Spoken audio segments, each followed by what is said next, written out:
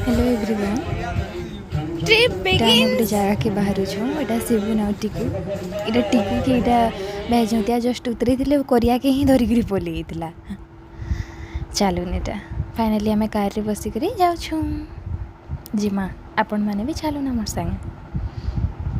देखुन रास्ता कितने सुंदर अच्छे पूरा पहाड़ दिशुची। इटा भटलीनु समरधरा डुंगरी रास्तार आम यहाँ जाऊँ।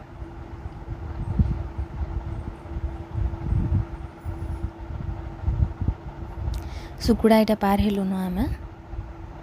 आके आके जाऊँ समरधरा आड़े आ पहाड़ के पास से पूरा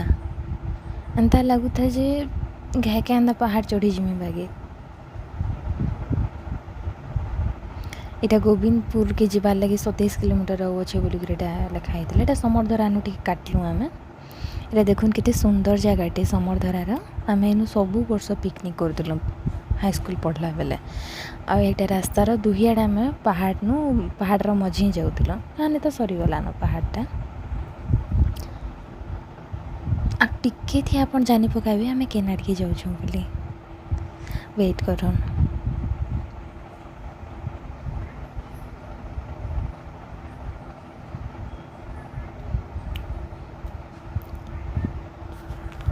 बाकी बहुत बुलाणी माने टर्निंग माने थिला और बड़ गाड़ी जदि आए कि नहीं बोले टी प्रोब्लेम है साइड देवार लगी तो साइड देवाली पूरा रास्ता न तल के उतरबार के पड़ूला। तो छोट छोट गाड़ी है बोले तो आराम से चली जावा कि बाइक है जदि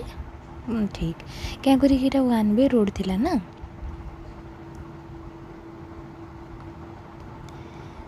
इटा पहाड़ मझे मझे जाऊँ आर आड़े भी पहाड़ अच्छे इे भी पहाड़ अच्छे चारिआडे जंगल पूरा 12 पहाड़ जंगल आपण मैंने तो जानी थे मुझे बरगढ़ रहे तो यहाँ 12 पहाड़ बरगढ़ के घेरी यहाँ देखो देवरीगढ़ लगी 5 किलोमीटर बोली साइन बोर्ड लगी इटा आम करला गाँ के जाऊँ करला गाँ तार पूरा इटा देखो करला गाँव धान माने कितने सुंदर है धान जोगेछन इटा तो करला गाँव ऊपर ही आमर जिनके आम बुली जाऊँ यहाँ अच्छे। तो यहाँ सरकार भी काना टिके सुविधा करें इटा आम चलूँ आंता रास्ता ना ना एंता कच्चा रास्ता अच्छे। यहाँ धीरे धीरे आम पहाड़ चढ़ू क्या टिके गोड़ फिसली गले भी पूरा नाकाम फाटी जा तो बहुत सावधान सहित आम जाऊँ मुई आउ बड़ बापा यहाँ आगड़े आगड़े पिउसा अच्छा बड़ पिउसा तापर टिकू शिवुन मो नानार पुओ मैंने मो नानीर पुओ आसीला टिकुर काकाड़ झी कर आम जाऊँ टिके दूर जाइए कि नहीं जाइए भल लगला टे सुटिंग करूली। गुम्फा है जेन रोहुतला सुरेंद्र साय इनु सुरेंद्र साय रोहुतले पूरा रणनीति डिसाइड करुले पूरा ताकर सेना के सबू देते काना कहसन कि इंस्ट्रक्शन देते केनता इंग्रेज मान लड़सन काना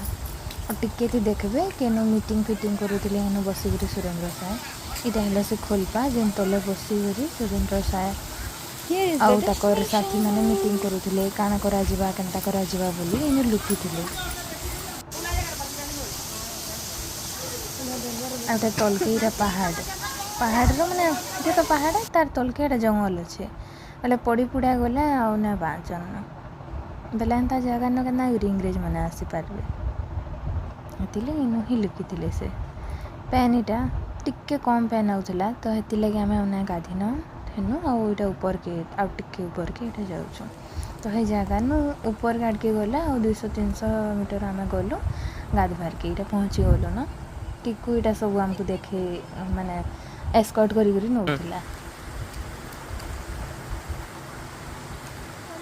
कहीं ना थे खाली आम ही थी जितने लोग ये आम खाली थी पूरा प्राइवेट पुल बागी लगुला आराम से आम इन गाधा पदा कलु तापर पलालु घर को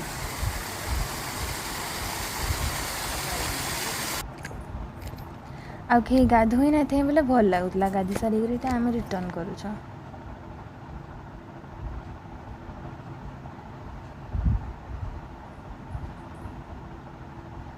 इटा फिर फिरी हेलु न हे जगह के बहुत सुंदर लगुला किन्नरी निहटा बोलता टिकू देखुन बहुत बढ़िया व्यू थिला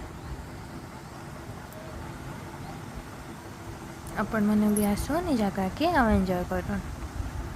बाय बाय।